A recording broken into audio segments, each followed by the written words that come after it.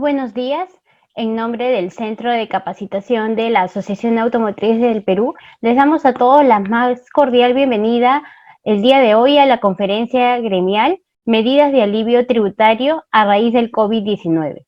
Esta conferencia se está realizando gracias al apoyo de EBBG Abogados. Antes de iniciar, quiero indicarles que durante la ponencia pueden ir realizando sus consultas a través de la opción de preguntas y respuestas que van a encontrar en la parte inferior de sus pantallas y las mismas que serán resueltas al culminar la ponencia. Sin más preámbulos, quiero presentar a nuestros dos invitados el día de hoy, al doctor Jaime Escrivens Olaechea, socio del área tributaria de EBBG Abogados, y a la doctora Carla Cortés, asociada del área tributaria de EBBG Abogados. Bienvenidos Jaime y Carla, y los dejo para que puedan iniciar con su ponencia. Muy bien, buenos días con todos. Gracias por la invitación a la Asociación Automotriz. Y vamos a empezar a hacer más que una ponencia, una charla sobre las medidas tributarias adoptadas con ocasión de la pandemia, ¿no? O sea, en realidad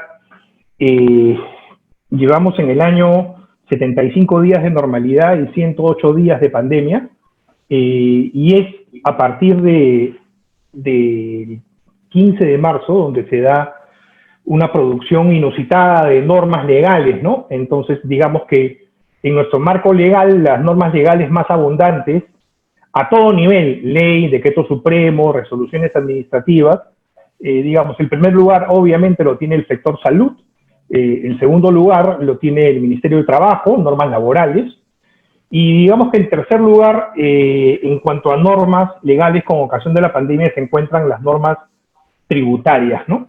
Y las normas tributarias son también a todo nivel, ¿no? A nivel de rango legal, los decretos legislativos, decretos supremos, y sobre todo resoluciones de SUNAT. En general, ¿cuáles son estas medidas que han habido, no?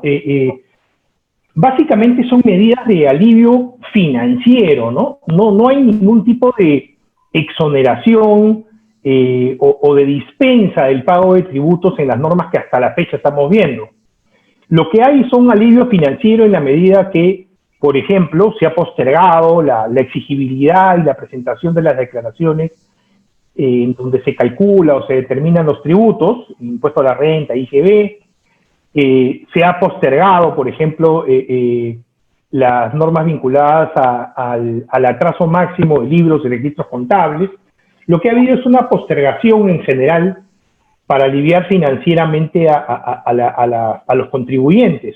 Por ejemplo, también otra medida que ya la deben haber usado es esta flexibilidad en el desembolso de las cuentas de detracciones, ¿no? Recuerden que las cuentas de detracciones son cuentas absolutamente intangibles, solamente para el pago de tributos, y para liberar esos fondos había que hacer un trámite después de ciertos plazos.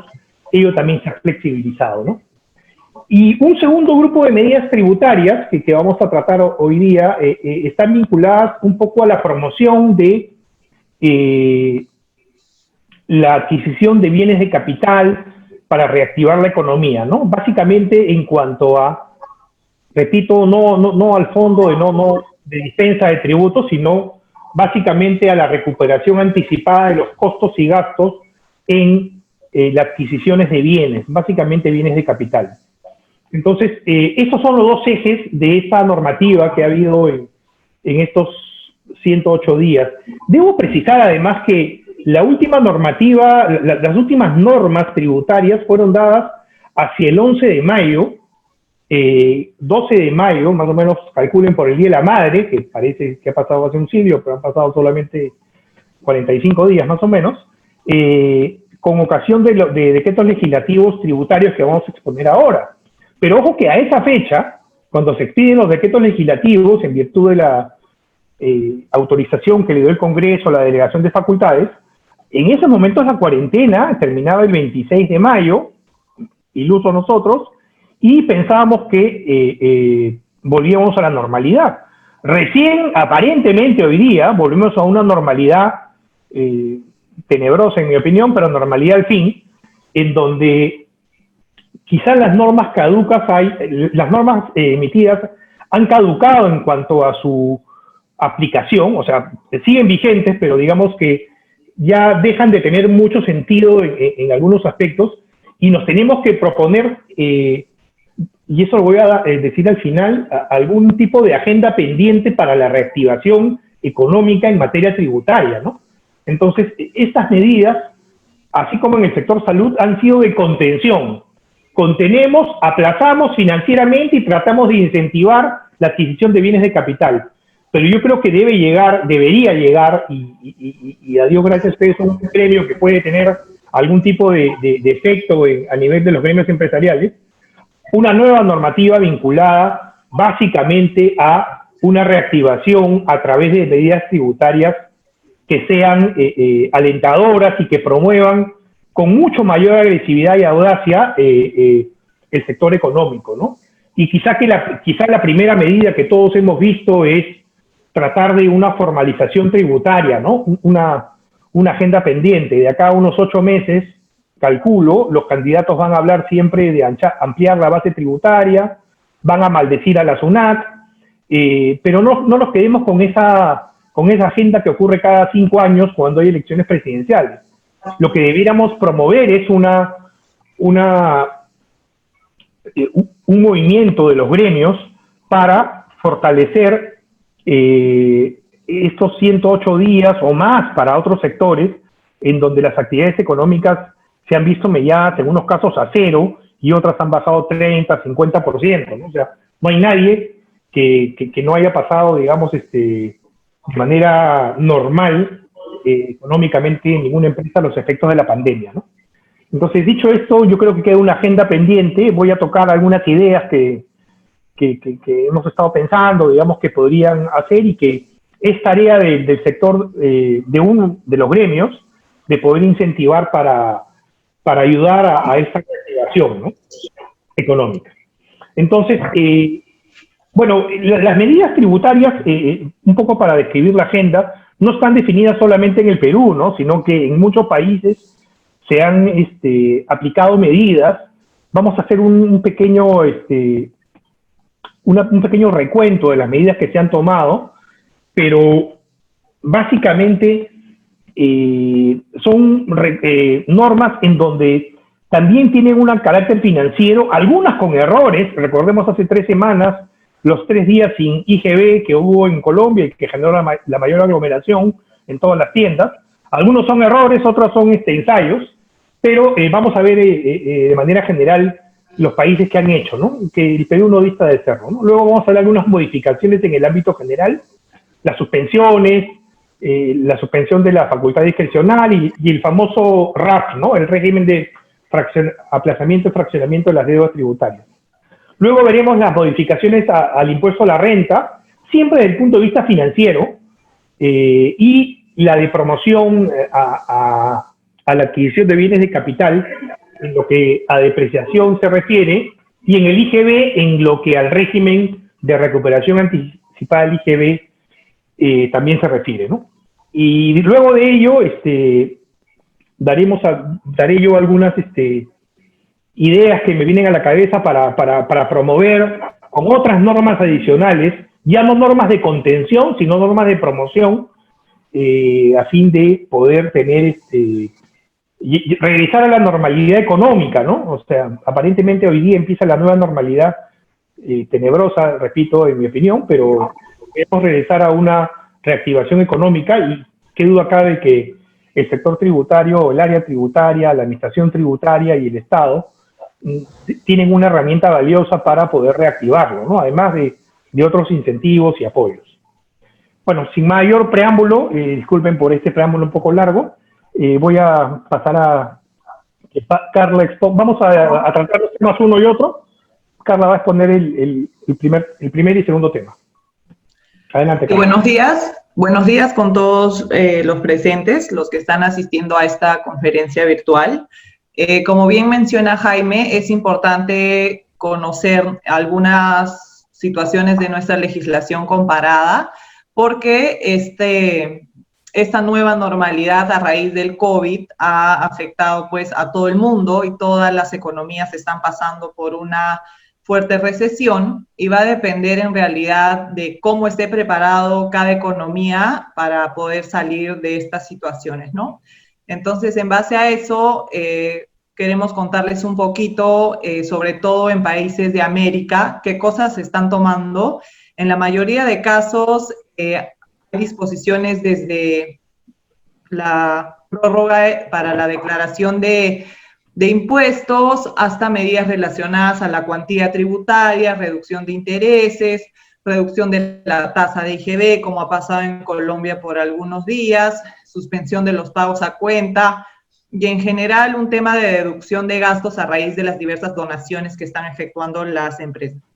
Como primer punto, la OECD ha recomendado pues brindar prórrogas para el pago de impuestos y esquemas de pagos anticipados, prorrogar los plazos del pago del IVA, ¿no? O del IGB, y también dirigidos tanto a aduanas como a impuestos especiales, simplificar procedimientos, prorrogar los impuestos que se recaudan sobre una base impositiva que no varíe, impuestos recurrentes a la propiedad, que en muchos países existen, o impuestos a la facturación comercial, ¿no? Y en la mayoría también se han optado facilidades para el arrastre de pérdidas de las empresas que vayan a generar en el 2020.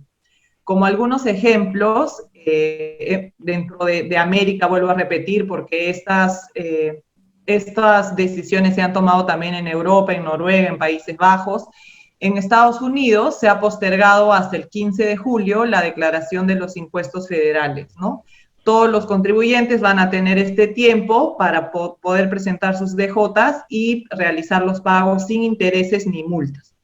En Canadá se ha establecido también la no aplicación de intereses ni multas por los importes no pagados durante el periodo que han prorrogado, y también se ha extendido el inicio de las auditorías de impuestos sobre la renta hasta 4 semanas después del 18 de marzo, que en realidad ya se vencieron y la autoridad tributaria debería haber iniciado ya con sus auditorías, ¿no? En Colombia se ha modificado el cronograma para presentar la declaración del impuesto al patrimonio, también se ha prorrogado hasta el mes de octubre, y también se ha dispuesto que el impuesto al patrimonio ya no será cancelado en una sola cuota, sino en 2, ¿no? Y también se ha prorrogado hasta octubre. En Chile se han suspendido los pagos provisionales mensuales, que es casi un símil como el pago a cuenta que nosotros tenemos. También se ha postergado el pago del IVA, es decir, el IGB, de los próximos 3 meses. Se ha anticipado la devolución del impuesto a la renta de pequeñas y medianas empresas. Igual, haciendo un símil con Perú, también hemos tenido esta facilidad, ¿no? Ya sea de personas naturales por el exceso de pago de quinta categoría o por la cuenta de detracciones anticipada de las empresas, ¿no? Y se ha postergado también el pago del impuesto sobre las pymes hasta julio del 2020. Entonces, como vemos, esto es en todo el mundo. Ahorita estamos tocando principalmente países de América, pero las decisiones y ampliaciones de plazos y facilidades de impuestos se está dando en todo el mundo. Teniendo en cuenta esta coyuntura, y como bien menciona Jaime, en el Perú también ha habido modificaciones, tanto de forma como de fondo. Principalmente creería que las modificaciones son más de forma que ayudarnos, salvo algunos temas de fondo, y en ese sentido vamos a empezar un poquito a repasar qué modificaciones han habido. Las primeras que se han dado han sido respecto a la suspensión de plazos. Han habido varias resoluciones de superintendencia a raíz de las cuales se han prorrogado los plazos, siendo la última la que tienen en pantalla, ¿no? Y se han hecho 2 grandes divisiones. Los designados como principales contribuyentes que hubieran percibido en el 2019 ingresos hasta de 5.000 UITs, que son 21 millones, y los demás contribuyentes, es decir, que no son PRICOS o principales contribuyentes, que han percibido hasta 5.000 UITs o 21 millones en el año 2019, ¿no?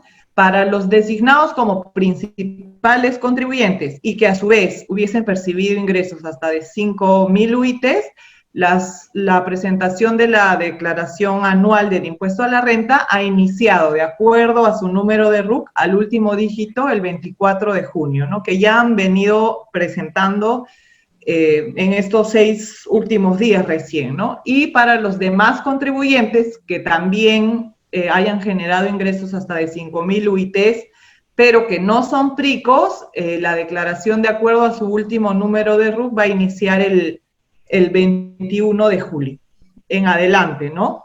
Y de acuerdo, como repito, al último dígito del RUC. Ahora, también esta ampliación de plazos se ha hecho para la declaración mensual de impuestos desde el periodo febrero 2020. Igual se han hecho las divisiones, pero en este caso se ha tomado en cuenta una UIT menor.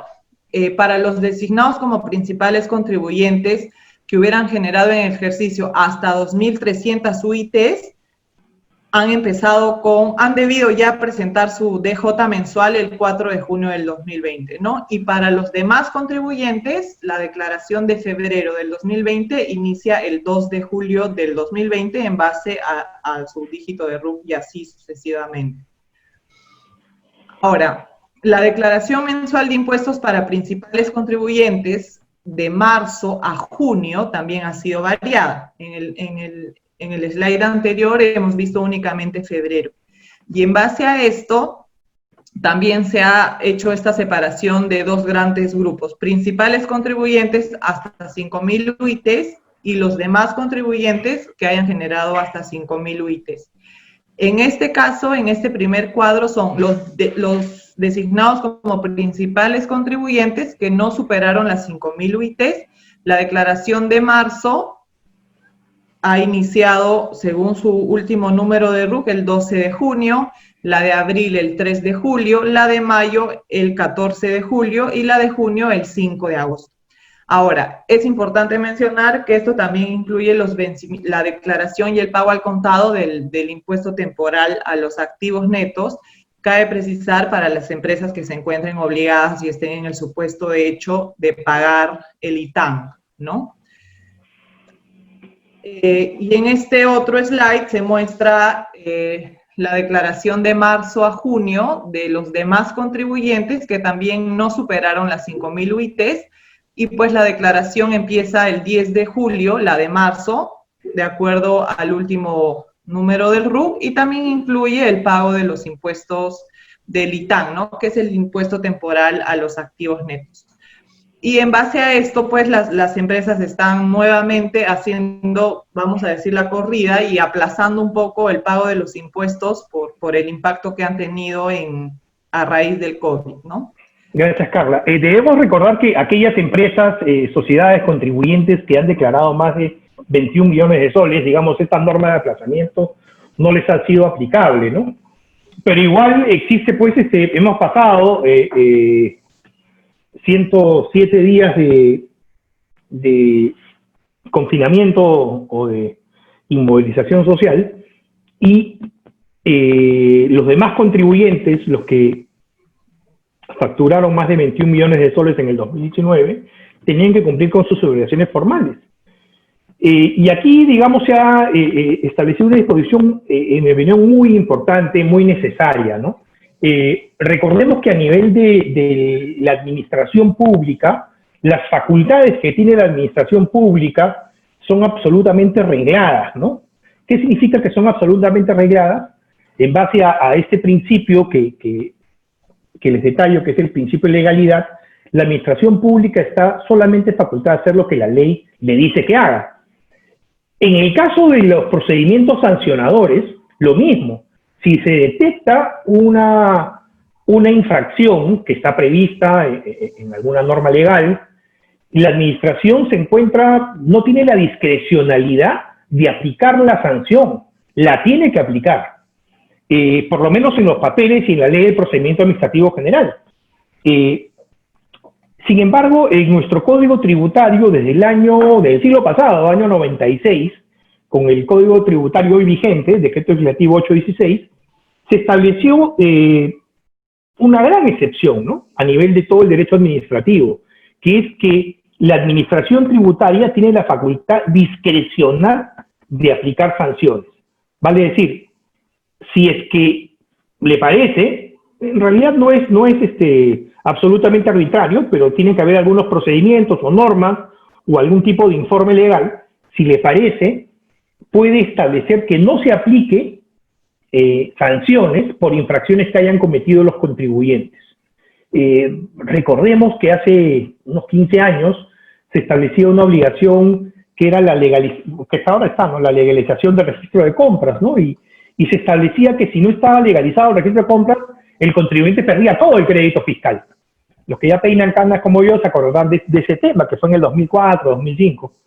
Sin embargo, bueno, SUNAT aplicaba la norma, desconocía el crédito fiscal, pero por una disposición interna, SUNAT acordó no sancionar a los contribuyentes con la multa prevista por declarar cifras y datos falsos. Entonces, reconocía que había un reparo, la ley establecía que si no estaba legalizado tu registro de compras, te desconocían el crédito fiscal, pero a su vez no sancionaba con el 50% de ese crédito fiscal utilizado equivocadamente por el contribuyente con una multa. Entonces se ha venido aplicando de manera excepcional. El asunto es que para estos efectos, la Administración Tributaria ha dispuesto, mediante una resolución de superintendencia, la no aplicación, la aplicación de la facultad discrecional, vale decir, no va a sancionar, y eso es establecido a través de esta resolución de SUNAT, mientras dure el estado de emergencia. Recuerden, esta norma salió a comienzos de abril, iba a ser en abril, después pasó a mayo, de ahí al 30 de junio, y ahora estamos al 30 de julio, no va a sancionar aquellas infracciones que cometan las personas naturales y jurídicas.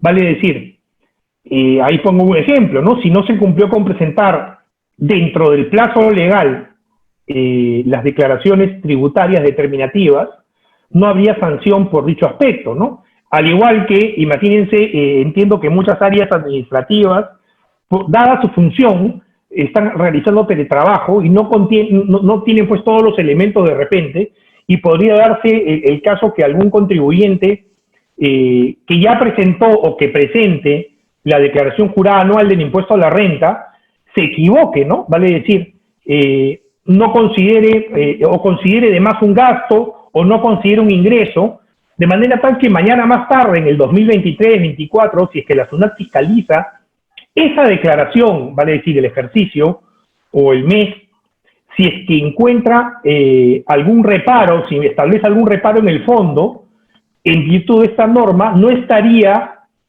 obligada a sancionar con la multa equivalente al 50% del monto, digamos, declarado equivocadamente.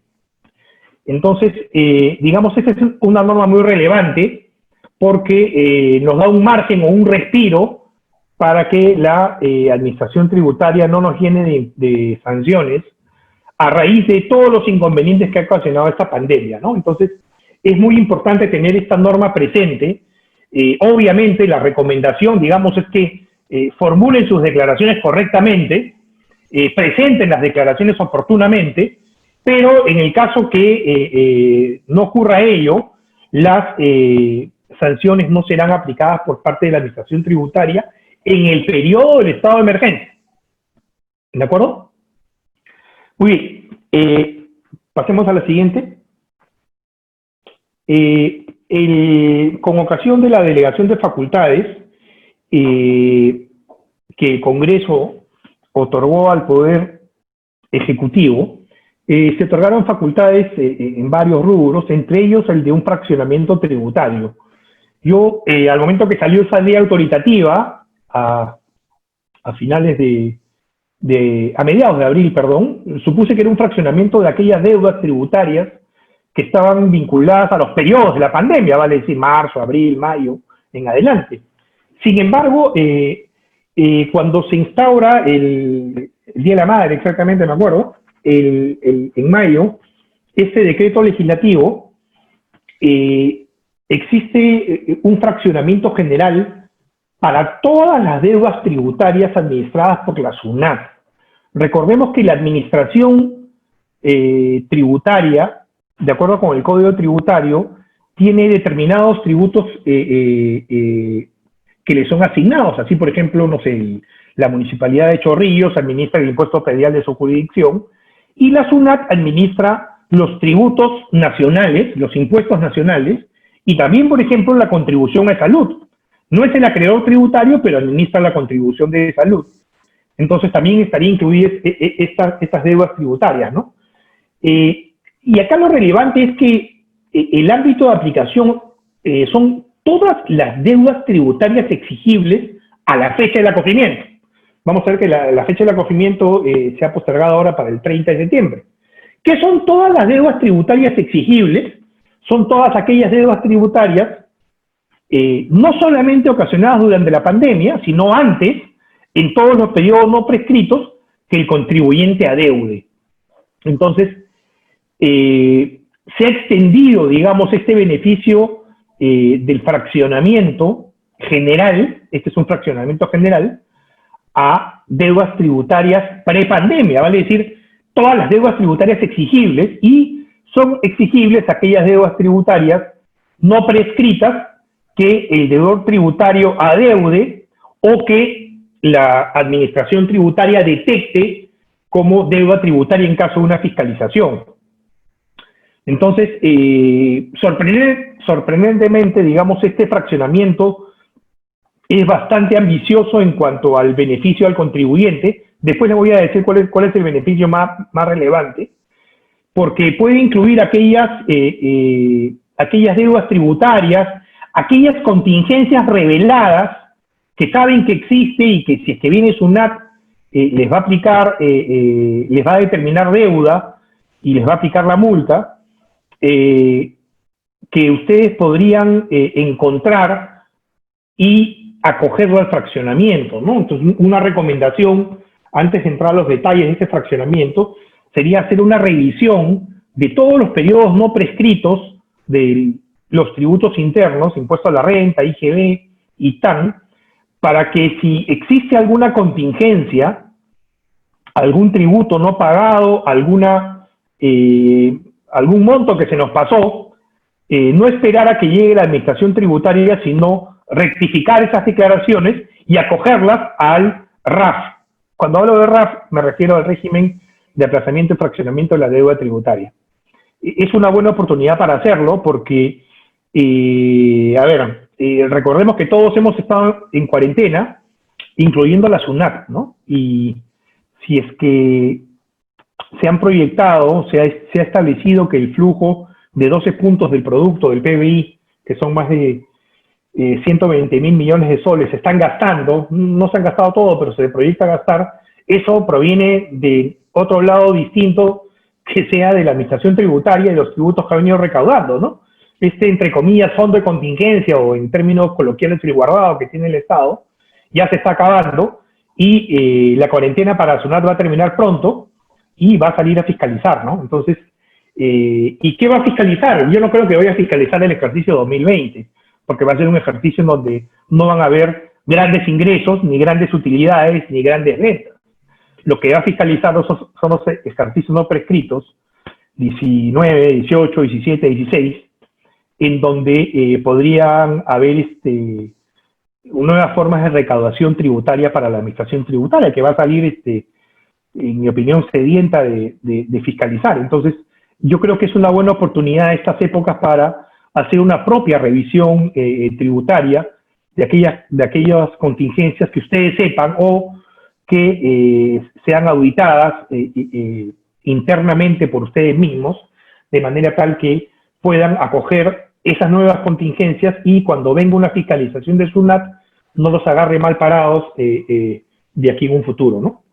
Bueno, regresando al tema del fraccionamiento, se pueden acoger todas las deudas tributarias, como ya les comenté, exigibles y pendientes de pago, cualquier sea el estado en que se encuentre. Incluso puede tener deudas impugnadas ante SUNAT o ante el Tribunal Fiscal o ante el Poder Judicial. Esas también si bien carecen de la noción de exigibilidad, puesto que se encuentran impugnadas, hay una especie de fraccionamiento, de desistimiento fáctico, palabra de moda, en donde el solo acogimiento ya al RAF se genera un desistimiento. También se pueden fraccionar los pagos a cuenta solamente del periodo enero-marzo del 2020, y este es un fraccionamiento que debiera ser pagado en partes hasta el propio mes de diciembre de este año, ¿no? Recordemos que los pagos a cuenta en rigor no son tributos, sino son meros adelantos de una obligación tributaria que aún no ha nacido, que es la obligación tributaria del impuesto a la renta, ¿no? También pueden ser pasibles de acogimiento las multas por infracciones cometidas hasta el día anterior al acogimiento. O sea, no dice desde cuándo, entonces debemos entender que son multas, que también son deudas tributarias, de todos los periodos no prescritos, cometidas hasta el día anterior al 30 de septiembre, que es la fecha que tenemos como acogimiento, ¿no? Y aquellos saldos de aplazamientos y fraccionamientos anteriores. También, si es que tienen un fraccionamiento en trámite, podrían perder ese fraccionamiento y meterle ese nuevo fraccionamiento. Ahí, en realidad, tendríamos que ver si los plazos calzan o no, ¿no? Porque de pronto convendría, si es que me he metido un fraccionamiento a 7 años, seguir con ese fraccionamiento por el mayor plazo que tengo para pagar, porque este plazo es bastante menor que 7 años, ¿no? Y además, bueno, no comprende las deudas por tributos retenidos o percibidos, vale decir, las contribuciones sociales, las retenciones de quinta categoría, las retenciones a la ONP, los tributos retenidos o percibidos no están comprendidos en este RAF, sino son, digamos, por ponerlo de alguna manera, aquellos tributos que son de cuenta propia, y tampoco las deudas incluidas en los procedimientos concursales o las liquidaciones judiciales o extrajudiciales, y ningún pago a cuenta de abril a diciembre del año 2020, ¿no? Muy bien, los requisitos, bueno, digamos, el requisito más importante, que ya nos hemos dado cuenta que es bien raro, es ser formal, ¿no? Ser formal significa estar inscrito en el RUC, haber presentado las declaraciones mensuales de marzo y abril, es haber presentado las declaraciones mensuales, no importa cuándo. Lo que importa es haber presentado las declaraciones mensuales de marzo y abril hasta antes de la fecha de acogimiento, debemos entender, ¿no? Y el único requisito que nos piden es que en el caso de ser empresas, o sea, vale decir, perceptores de renta de tercera categoría, haber disminuido el monto total de la sumatoria de ingresos mensuales de marzo y abril 2020 respecto al 2019. Yo creo que, entiendo que el 100% de las empresas, no sé, me estoy imaginando tal vez a los supermercados, ha tenido una disminución, si miramos a marzo y abril 2019 con marzo y abril 2020, ¿no? Entonces en realidad aplica a todos, ¿no? Y lo que nos piden también es que agotemos todo nuestra cuenta de detracciones, ¿no? Entonces no contar con un saldo mayor pues a 210 soles, 215 soles de la cuenta de detracciones. Entonces lo que me dice la norma es, oye, primero gástate todas las detracciones que tengas en tu cuenta del Banco de la Nación y lo que ya no puedes aplicar en detracciones, recién lo metes al fraccionamiento, ¿no?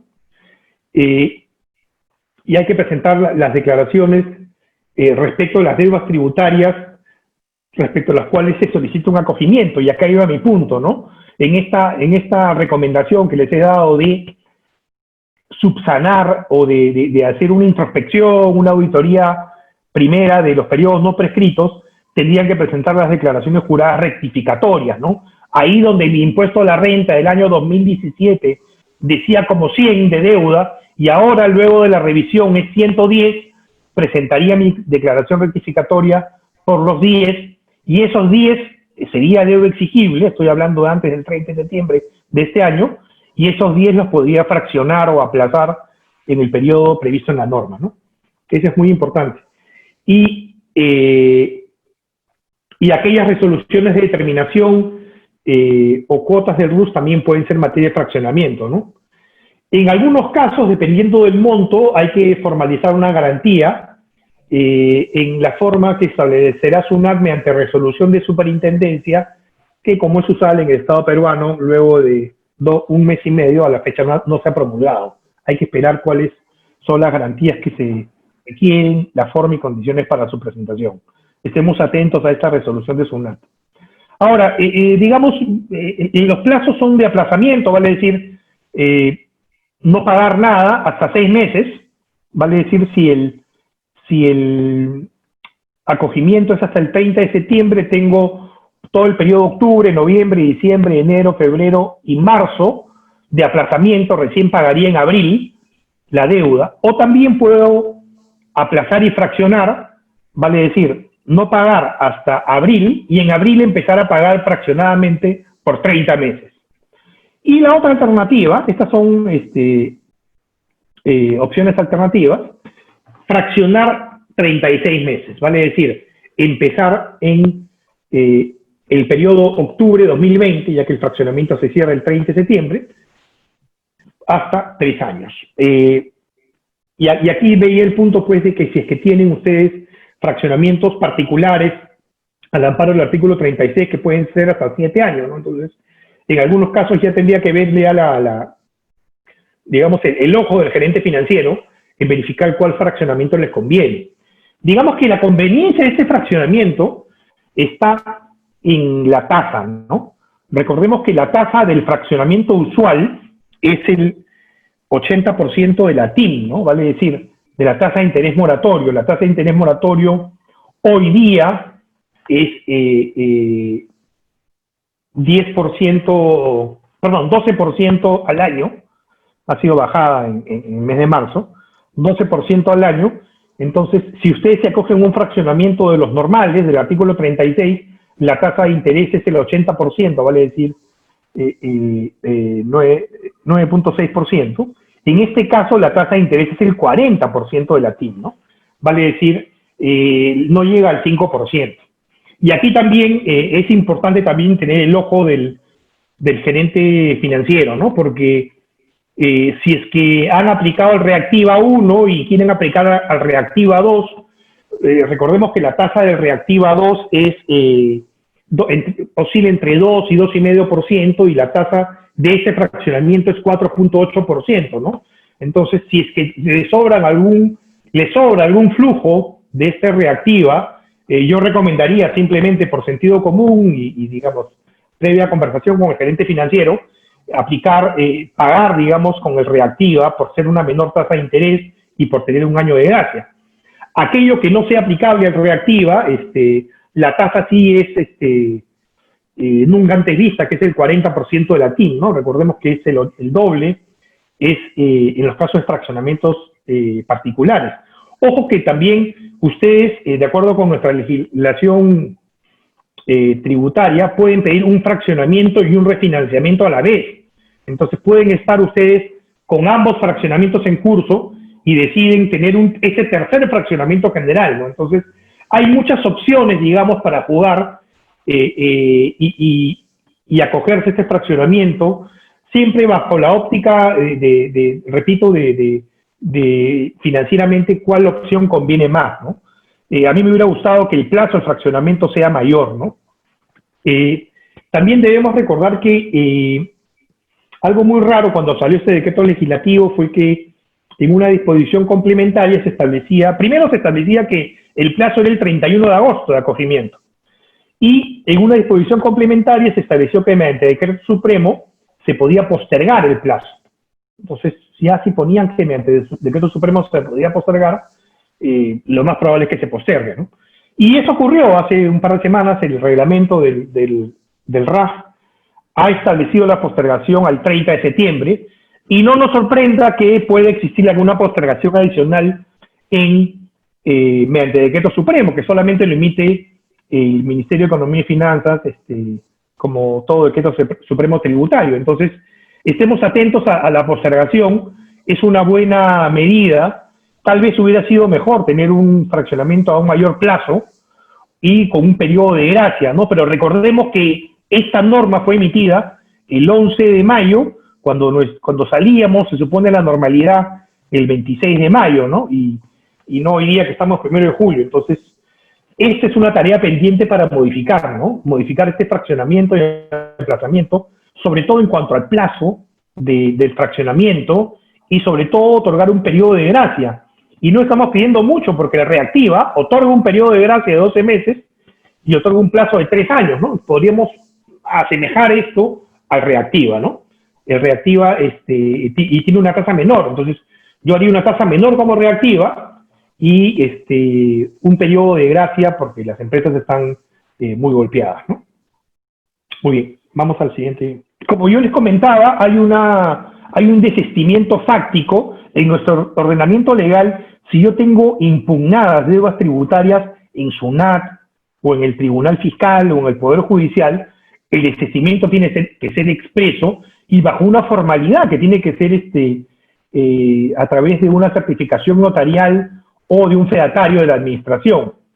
Aquí, como ya estamos en el mundo virtual, va a ser complicado pues presentar estos desistimientos a los notarios con firma notarial ante la administración tributaria. Entonces lo que se entiende es que fácticamente con el acogimiento al RAF de las deudas que están impugnadas, se entiende tácitamente que el contribuyente se ha desistido de su impugnación, ¿no?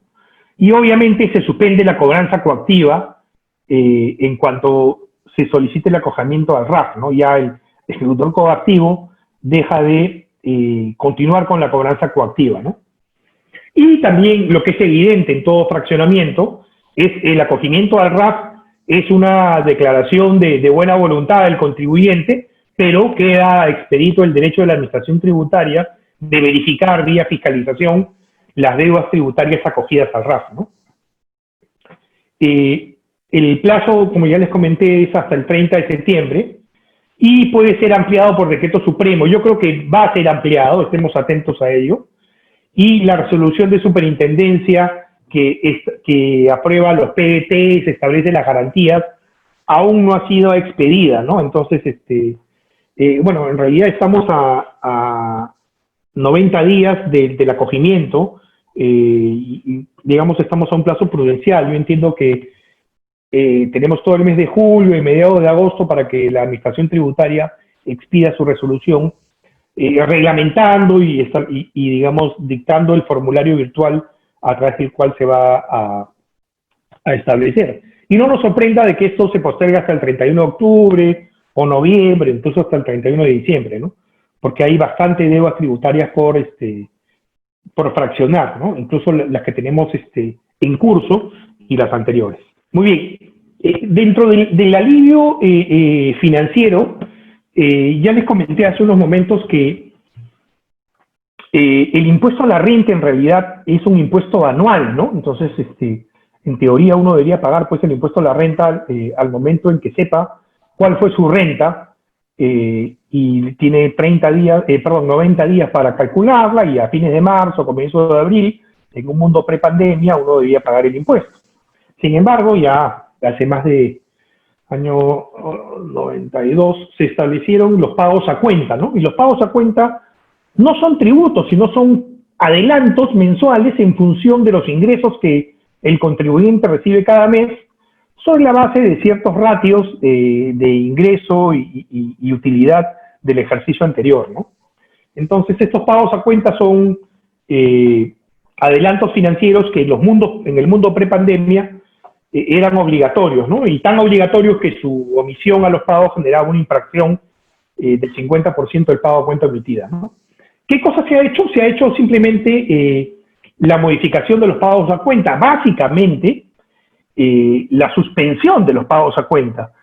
Nos queda claro, y no hay que ser un economista o una persona ligada al mundo económico para saber que las empresas en su totalidad casi no van a tener rentas gravadas, es más, van a tener pérdidas. En ese sentido, si bien había un procedimiento para suspensión de pagos a cuenta, era un procedimiento antes de la pandemia previsto para situaciones antes de la pandemia. Lo que se ha hecho con esta suspensión de los pagos a cuenta es la comparación con los años anteriores, ¿no?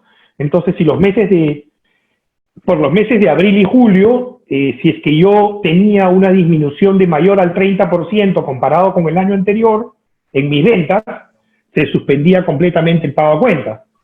Si es hasta el 30%, debo aplicar un factor que es el explicado, el señalado en esta diapositiva, que es el 0.5846 a las calculadas de acuerdo con el artículo de pagos a cuenta, mis ingresos netos mensuales, que es bastante menor al usual. Y si no ha disminuido, no sé, me estoy poniendo en el caso de pronto de los supermercados que sí siguieron atendiendo, pero igual sintieron el golpe, no se suspende ni se reduce el pago a cuenta. Entonces, esa es una medida, bueno, opcional, que yo creo que para los que están en el supuesto A y B es obligatorio, porque en realidad, ¿de qué sirve realizar adelantos de un impuesto que no va a ser positivo, sino por el contrario van a obtener pérdidas, ¿no? Entonces, recomendaría, o ya deben estar en curso con estos pagos a cuenta, ¿no? Ojo que son por los periodos abril y julio, ¿no? Una tarea pendiente acá también sería extenderlo al periodo agosto-diciembre, ¿no? Porque en realidad las empresas en el año van a dar pérdidas nada más.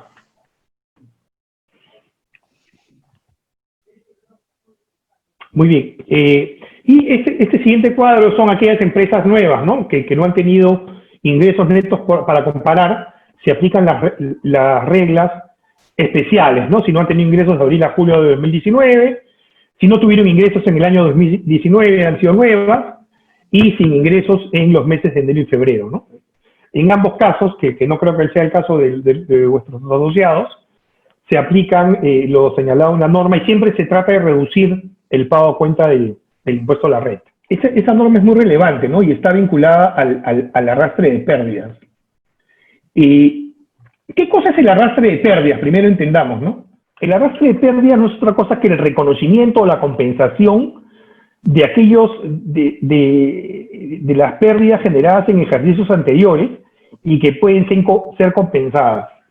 Me acuerdo que mi profesor, que todavía sigue vigente, el doctor Medrano, en rigor nos decía que el impuesto a la renta debería pagarse pues al final de la vida de la persona jurídica, ¿no?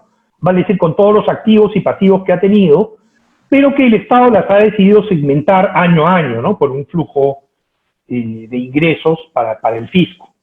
Entonces, aquellas empresas que han tenido pérdidas en el mundo prepandemia tenían dos opciones. La primera, la del sistema A, era compensar esas pérdidas hasta un cierto plazo, que es de 4 años.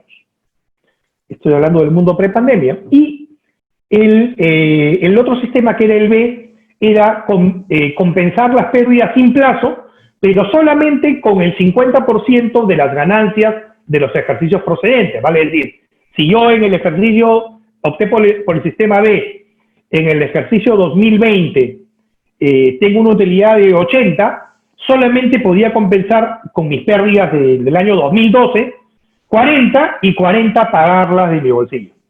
Casi todas las empresas usan el sistema A, ¿no? Que es el sistema que tiene un plazo. Ya de por sí, siempre ha sido discutible que sea un plazo de 4 años, hablando del mundo prepandemia, sino en nuestra opinión no debiera existir ningún tipo de plazo para compensar las pérdidas. Pero bueno, estamos con el plazo de 4 años y aquí, de manera excepcional, las pérdidas obtenidas en el año 2020, o sea, este año, podían ser aplicadas contra las utilidades del 21, Dios quiera, del 22, del 23 y del 24. La modificación del decreto legislativo 1481 lo que hace es ampliarla hasta el año 25, o sea, en vez de 4 años, 5 años. Entonces, solo alcanza a los contribuyentes que vienen aplicando el sistema A, vale decir, de los 4 años, y no deben arrastrar pérdidas de ejercicios anteriores y opten por aplicar el sistema A, ¿no? Y este régimen no se aplica para el sistema B, ¿no? Críticas, muchas, ¿no? En realidad, 5 años de pronto va a ser un plazo muy corto, y luego del 5.º año ya esa pérdida, redundando, se perdió. Esa pérdida ya no se podrá utilizar en el año 6. Y otro aspecto que no contempló la norma y que es una agenda pendiente también, vayan anotando para presionar al gobierno, es qué sucede con aquella pérdida generada en el año 15 o en el año 15 o 16, ¿no? O sea, yo tuve pérdida en el año 16 y yo podía compensar con mis utilidades el 17 que lo hice, con el 18 que lo hice, con el 19 que lo hice y mi último año en el 20. Y ese 20 ya no puedo compensar porque en el 20 lo más probable es que tenga pérdidas. Entonces, hacia atrás, retrotrayendo las pérdidas, debió haberse establecido, en nuestra opinión, que las pérdidas que se vienen compensando se suspenda este año 20 y 21, 2 años, y que esos 4 años que se venían corriendo no se cuenten para el año 20 y 21, que son años en donde va a haber una depresión económica grande y las empresas no van a tener utilidades, van a tener pérdidas, y si las van a tener, van a ser tan minúsculas que se van a compensar de repente con los pagos a cuenta, ¿no? Entonces, esa es una tarea pendiente, ¿no? No solamente las pérdidas, la compensación del año 20 en adelante, sino aquellas que yo venía arrastrando y que ya en este año 20 no las voy a poder compensar porque no tengo ingresos. O las del año 21, aquellas del año 16, por ejemplo, las del año 21, que vencían el 21, el 20 no tengo contra qué compensar porque voy a tener pérdidas. Entonces, una solución que no se me ha ocurrido a mí, sino se ha efectuado en varios países, como España, por ejemplo, es que en este ejercicio, el año 20, no se cuente como un año en donde vienes arrastrando tus pérdidas anteriores, ¿no? El Estado, a través de este decreto legislativo, no ha previsto ello, y me parece un tema pendiente en materia legislativa. Lamentablemente ya no hay facultades delegadas. Yo creo que el Estado, el Poder Ejecutivo, debiera pedir facultades delegadas al Congreso y modificar lo que les estoy mencionando. Bien, continuando con los temas de impuesto a la renta y las diversas modificaciones que se han dado, entre uno de los decretos legislativos publicados a raíz de las facultades delegadas, se ha tocado el tema de la depreciación acelerada de algunas cuentas del activo fijo. Como algunos conocemos, uno de los problemas de la actual coyuntura es no deducir la depreciación por los gastos del activo fijo, porque por justamente estas actividades paralizadas por la no venta de bienes, por la no prestación de servicios, ¿no? De acuerdo al artículo 22 del reglamento del impuesto a la renta, existe la posibilidad que si las empresas no han generado operaciones o totalmente operaciones, pueden suspender la depreciación de sus activos hasta un plazo de 12 meses calendarios, porque justamente no han generado ingresos en estos 12 meses. Sin embargo, ante esta situación de emergencia sanitaria, no existe esta posibilidad, porque no es que hayan suspendido estos 12 meses sin producción, ¿no? Han seguido pagando remuneraciones, en algunos casos han seguido generando gastos más que todo, y dada esa coyuntura y ante la no posibilidad de suspender la depreciación de los activos fijos, es que se ha publicado este decreto legislativo, el 1488, y se ha establecido un régimen especial de depreciación a partir del ejercicio 2021, ¿no? Recordemos que los plazos en el impuesto a la renta son anuales y esto aplica a partir de 2021.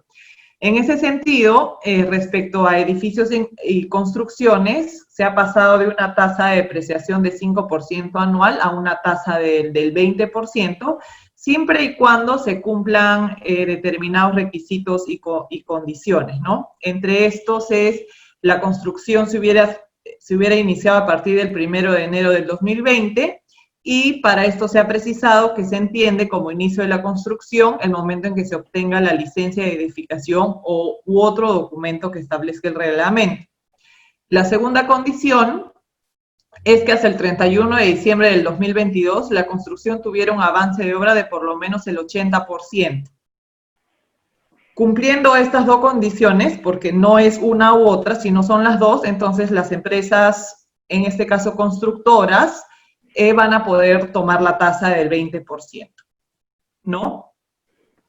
Poniendo un ejemplo, en una edificación adquirida o utilizada en el 2020, que cumple con los dos requisitos anteriores, se podrá utilizar en el año 2020 5%, 21, 22, 23, 24, 20%, estoy poniendo un ejemplo, y así sucesivamente hasta terminar con la depreciación, ¿no? Ahora, existe otro supuesto que es para las construcciones, edificaciones que tengan un valor por depreciar al 31 de diciembre del 2020, supuesto distinto al anterior, que es recién adquiridas. En este supuesto, que es el valor por depreciar, se establece que durante los ejercicios 2021 y 2022, el porcentaje de depreciación aplicable a los bienes que tienen un valor por depreciar se incrementará a una tasa de 20% anual. Sin embargo, se establecen limitaciones, es decir, no se va a aplicar a todos, sino simplemente a los bienes afectados a la producción de rentas gravadas de algunos sectores, en este caso hospedaje, agencias de viaje y turismo, restaurantes y servicios afines o la realización de espectáculos públicos culturales no deportivos. Entonces, es importante tener en cuenta estas diferencias porque en el slide anterior hace mención a edificios y construcciones adquiridos en el 2020 y en este son valores por depreciar al 31 de diciembre del 2020 que no se les aplica el slide anterior. Asimismo, se ha establecido que a partir del 2021 los porcentajes de depreciación de los bienes que se muestran en el cuadro adquiridos en el ejercicio 2020 y 2021 han aumentado su tasa de depreciación, ¿no? Por poner un ejemplo, los equipos de procesamiento de datos tienen una depreciación anual del 50%, los vehículos de transporte terrestre, excepto ferrocarriles, con tecnologías Euro 4, Tier 2 y EPA 2007, o que se encuentran regulados en el Decreto Supremo 010-2017 del MINAN, van a pasar a tener una tasa del 33.3%. Ahora, para los vehículos de transporte terrestre que tengan un valor por depreciar al 31 de diciembre del 2020, se les aplican las siguientes reglas, siempre y cuando esté ligado igual a actividades de hospedaje, agencia de viajes y turismo, restaurantes y servicios afines y la realización de espectáculos públicos culturales no deportivos y transporte público. Ahora, pasando un poco también a otras modificaciones del impuesto a la renta, se han establecido nuevos requisitos para la deducibilidad de desmedros de existencias, que es la destrucción de estos bienes. Recordemos que la ley del impuesto a la renta hace una distinción entre mermas y desmedros, y para el tema de desmedros se requería la presencia de notario público, de la comunicación a SUNAT durante 6 días de anticipación, y para mermas, un informe técnico con profesional competente que justamente certifique que existe merma en los productos y estos ya no pueden ser consumidos, ¿no? A raíz del COVID se han establecido nuevos requisitos para la deducibilidad únicamente de desmedros y esto va a depender del costo de las existencias que estas tengan, ¿no? Para ir un poquito al escenario anterior, la comunicación se debería hacer 6 días antes. Ahora la comunicación se hace con 2 días de anticipación a la fecha de destrucción. Y cuando supere las 10 UITs, tiene que haber esta comunicación a la SUNAT y la destrucción de la existencia frente a un notario público o juez de paz. Hay que tener en cuenta aquí que esto es cuando las existencias, el costo de las existencias sea superior a 10 UITs.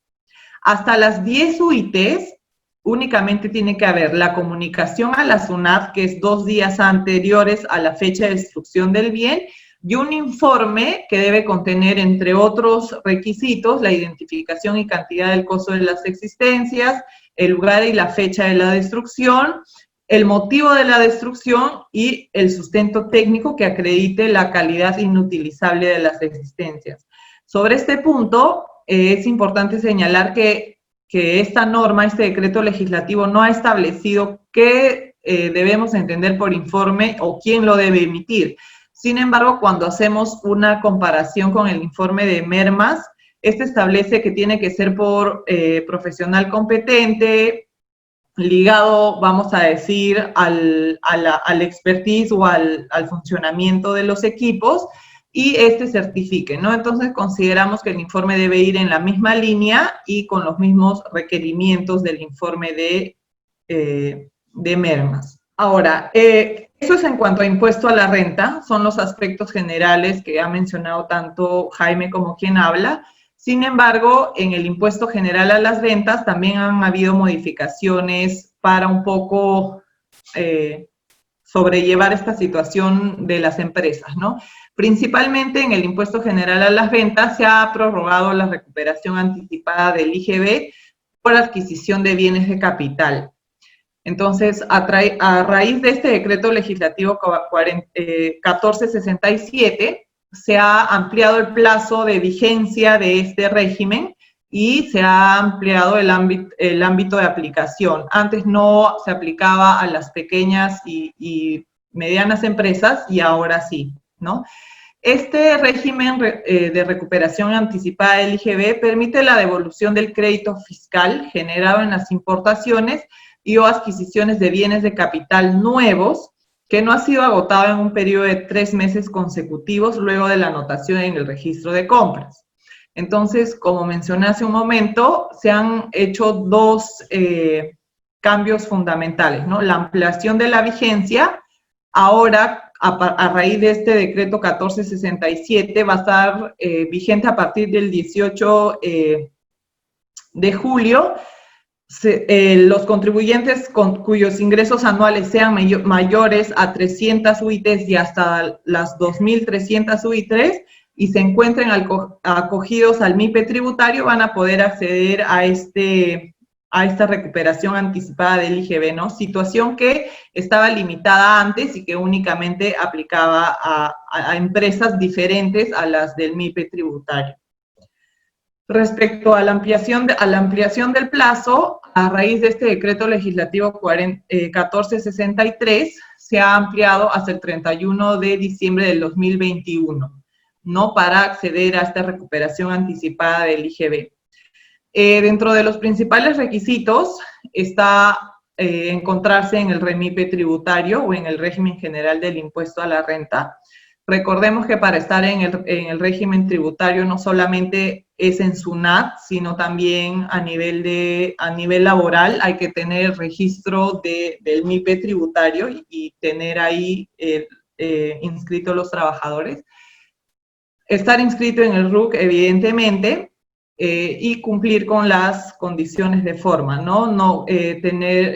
Estar activo y habido, haber presentado las declaraciones del IGB correspondiente a los 12 últimos periodos vencidos, no tener deuda exigible coactivamente, lo cual significa que solo es deuda coactiva. ¿Puedo tener deuda tributaria, infraccionamiento o aplazamiento? Sí. Si tengo deuda coactiva, no me va a aplicar.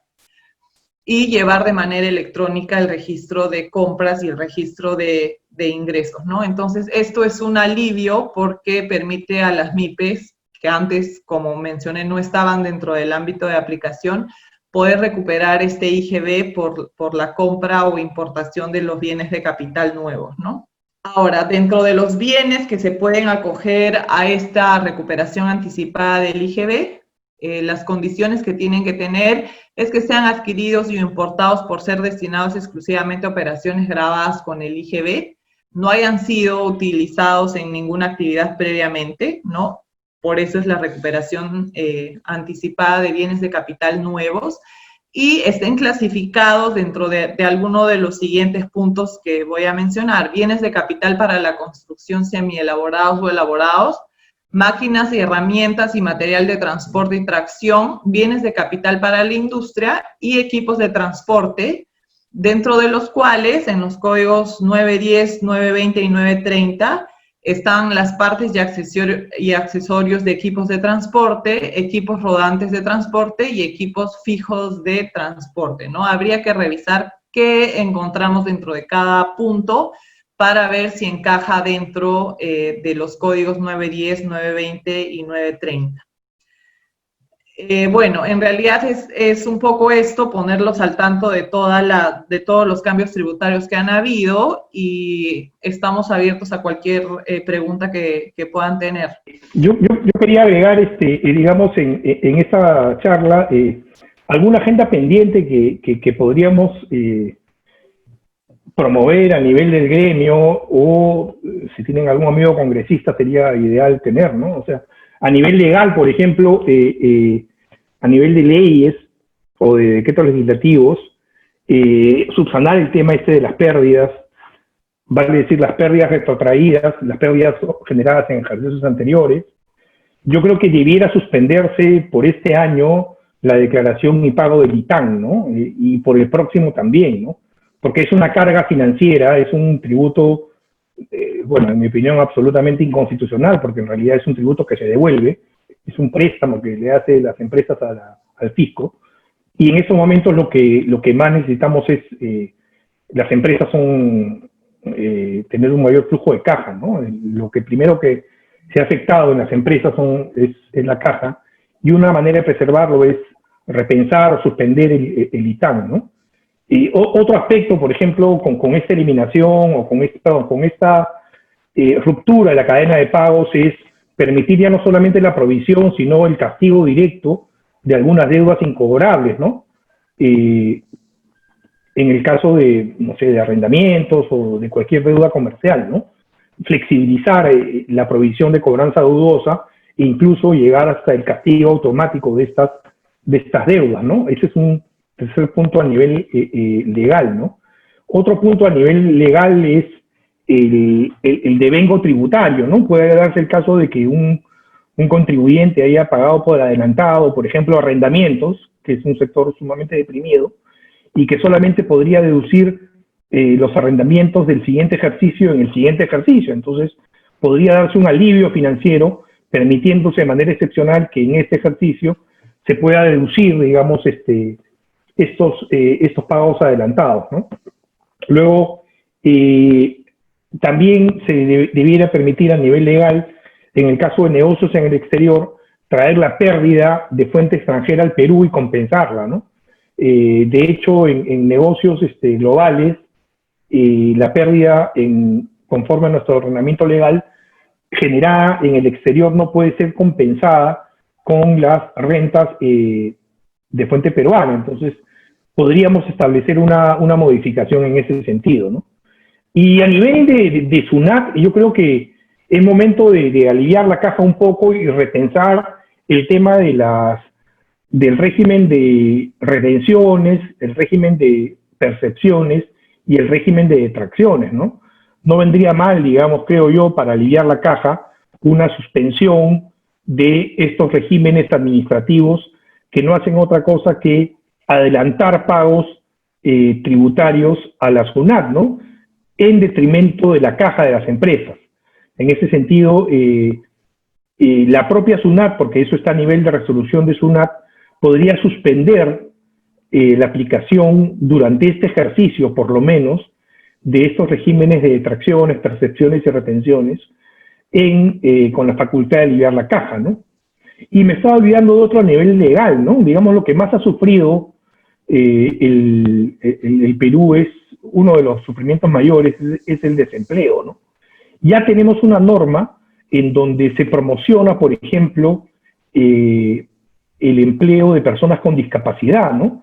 Y esa norma, vigente desde hace unos 8 años, establece que la remuneración de una persona por discapacidad, el beneficio tributario es que si yo a una persona le pago 2.000 soles mensuales como salario, yo podré deducir como gasto el doble, vale decir 4.000 soles. Entonces, un buen incentivo para las empresas, para aquellas que han mantenido a sus trabajadores haciendo un esfuerzo, es, digamos, brindar algún tipo de beneficio como el de los discapacitados, de promover un doble gasto, duplicar el gasto de aquellas empresas que, bueno, han podido resistir los embates de esta pandemia y de la recesión económica y han mantenido sus trabajadores. Con ello, se facilita el empleo y se generaría una cadena, un círculo virtuoso, en la medida que a mayor empleo habría mayor productividad y podría reactivarse la economía, ¿no? Estas son sugerencias o una agenda pendiente que queda, ya no para la contención, que son las normas que les he mencionado, sino para la reactivación económica a través de medidas tributarias hacia básicamente las empresas, ¿no? Entonces, con ello, bueno, vamos por culminada la exposición y quedamos atentos a las preguntas que tengan a bien formular. Gracias, Jaime. Gracias, Carla. Bueno, aquí tenemos una pregunta. ¿Las multas de municipios tienen algún beneficio? ¿Puedo compensar mi deuda de IGB con saldo a favor de impuesto a la renta? A ver, en cuanto a las multas municipales, entiendo que son las multas tributarias o administrativas. De acuerdo con la Constitución y con la Ley de Tributación Municipal, las municipalidades tienen autonomía para regular y para crear los tributos municipales y las obligaciones administrativas municipales. Así como tienen esa facultad para crearlas, las infracciones, tienen la posibilidad de establecer beneficios. Tendremos que ver caso por caso las normas municipales, las ordenanzas, que establecen algún tipo de beneficio. Por ejemplo, en el caso de mi oficina que está en Surco, la municipalidad de Surco no ha establecido aún un beneficio de condonación de multas, pero sí ha establecido, por ejemplo, un beneficio de pronto pago de arbitrios. Obviamente, la recaudación de arbitrios se ha visto mellada y si es que uno paga adelantadamente el año, tiene un descuento del 15% del monto total de arbitrios. Entonces, mi respuesta sería, podría existir, hay que ver caso por caso en cada municipalidad, revisar cada ordenanza y ver si es que existe algún tipo de beneficio en cuanto a las multas y en cuanto a cualquier deuda tributaria o administrativa de cada municipalidad, ¿no? Es verlo caso por caso. El Poder Ejecutivo ni el Poder Legislativo tienen competencia para regular estos tributos o estas sanciones porque son absolutamente autónomas las municipalidades. Y en cuanto a la compensación de la deuda del IGB con el saldo a favor del impuesto a la renta, no. Y esa, por ejemplo, es otra tarea pendiente que podríamos arreglar. El saldo a favor del impuesto a la renta no es otra cosa que la suma de los pagos a cuenta del ejercicio anterior, que pueden ser solamente compensados con el saldo a favor con el impuesto a la renta y los pagos a cuenta posteriores. Debiera modificarse, y me parece una buena pregunta, porque de ahí sale otro punto adicional a la agenda pendiente que les comenté, que estos saldos a favor del impuesto a la renta pueden ser compensados con cualquier deuda tributaria que administre la SUNAT, obviamente. No solamente el IGB, sino puede ser incluso compensado con las aportaciones de salud, porque es dinero que ya tiene el fisco y que podría ser, digamos, alocado o ubicado en otra deuda tributaria distinto al impuesto a la renta. La respuesta entonces a esta pregunta es concreta: no se puede compensar, pero sería recomendable que se extienda esta compensación a otros tributos que administre la SUNAT, ¿no? Ok, perfecto. ¿La solicitud de devolución del ITAN debe ser presencial? En este caso, o sea, ahorita estamos todo por mesa de partes virtual y habría que presentar y llenar el formulario que establece mesa de partes virtual para acceder a la devolución del ITAN, ¿no? Que sucede lo mismo haciendo un símil con la solicitud de devolución de la cuenta de tracciones, ¿no? Que están preguntando qué pasa si se me ha vencido el plazo establecido en la resolución de intendencia, que son 15 días hábiles. Hay que presentar la devolución de acuerdo al régimen en el que te encuentres dentro de los 5 días hábiles de cada mes. Entonces, la respuesta a la pregunta es: todo por el momento se está realizando a través de mesa de partes virtual hasta que la misma SUNAT saque una resolución de intendencia que establezca que se están reanudando las actividades de forma presencial, ¿no? Que ya habiendo acabado la cuarentena, imagino que va a ser de forma progresiva, ¿no? La idea es, pues, evitar justamente el tema del contacto, ¿no? Ok, correcto. Quiero agregar a ello algo adicional, ¿no? Así como la pandemia atacó a todos, también atacó a la SUNAT y recién la SUNAT ha implementado en este transcurso la mesa de partes virtual, el Tribunal Fiscal también, y digamos la administración pública está atendiendo a través de mesas de partes virtuales. y es lógico que ante esta innovación, digamos, tecnológica, puedan haber problemas para presentar estas solicitudes de devolución, pero tenemos que lidiar con ello hasta que, digamos, el área de sistemas de la administración pública, de cada administración pública, pueda solucionar los eventuales problemas que han existido, ¿no? Ok, correcto. La siguiente consulta es, ¿cómo se aplica la compensación de saldo a favor del impuesto a la renta 2019 contra impuestos del IGB de junio 2020? ¿Nos pudieran dar algún ejemplo? O sea, entiendo que la pregunta es, tengo un saldo a favor del 2019 y si lo puedo compensar contra el IGB del 2020. Entiendo que no, o sea, digamos, no se puede compensar, no está prevista esa compensación aún. Es la segunda pregunta de Karina, que absolvió hace un momento, ¿no? No está prevista esa compensación, aún, ¿no? Ok, correcto. Ya no tenemos más consultas, creo que todo ha quedado muy claro. Muchas gracias Jaime y Carla por habernos acompañado hoy en esta conferencia y por habernos ampliado y aclarado algunos aspectos referentes a la postergación de plazos, los pagos en cuenta, el régimen de depreciación, entre otros puntos que han abordado.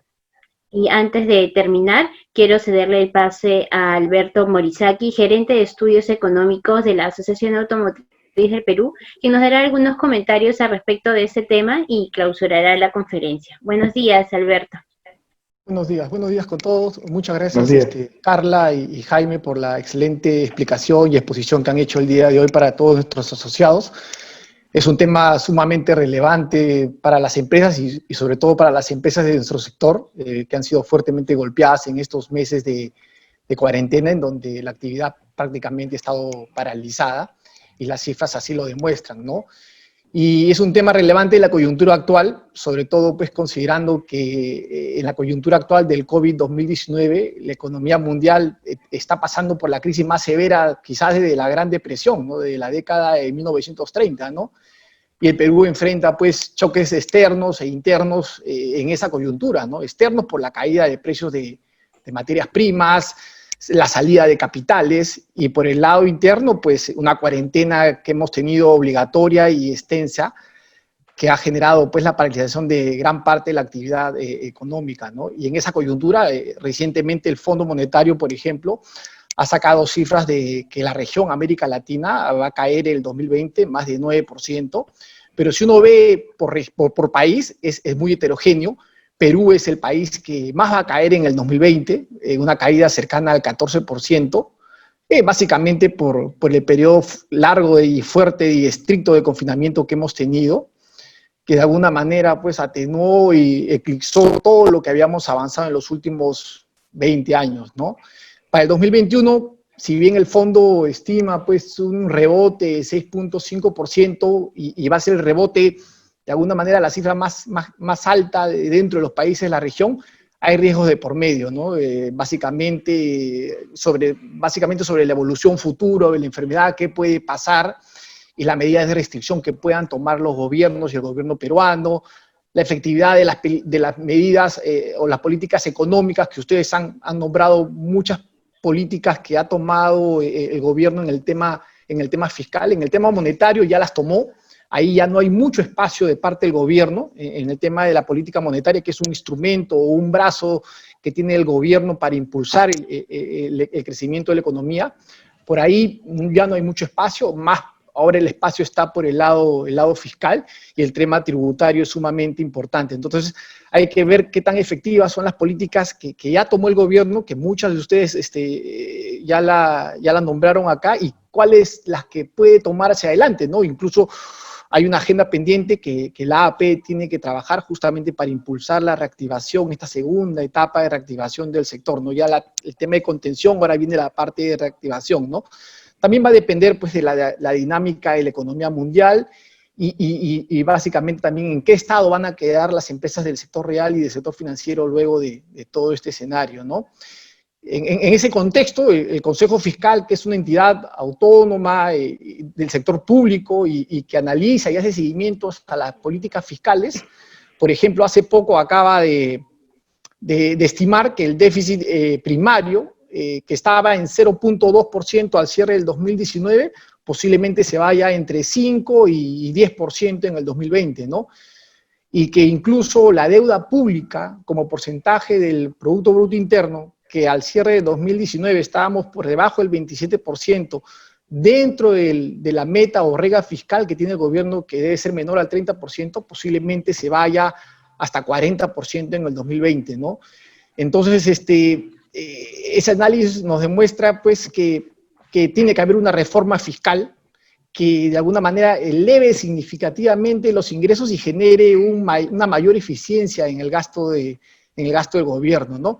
Y de esa manera poder llegar a cumplir las reglas fiscales, como por ejemplo las que les comenté, ¿no? Menor al 30%, nuestra deuda pública menor al 30% de nuestro PBI, ¿no? Así, en ese contexto, hacia adelante, pues, será sumamente rico e importante y necesario revisar y hacer un seguimiento al proceso de consolidación fiscal, ¿no?, que va a llevar a cabo el país en los próximos años. Y dentro de esos temas, pues, ustedes ya comentaron varios y que entran dentro de la agenda pendiente de trabajo que tiene la AP. Nuevamente, muchas gracias a Carla y a Jaime por la excelente exposición y a todos los asociados invitados que han estado presentes el día de hoy. Gracias, Alberto. Reiterarles el agradecimiento a Jaime y a Carla y a todos los que nos han acompañado hoy. Nos vemos en una siguiente oportunidad. Cuídense mucho y que tengan un excelente día. Gracias. Gracias.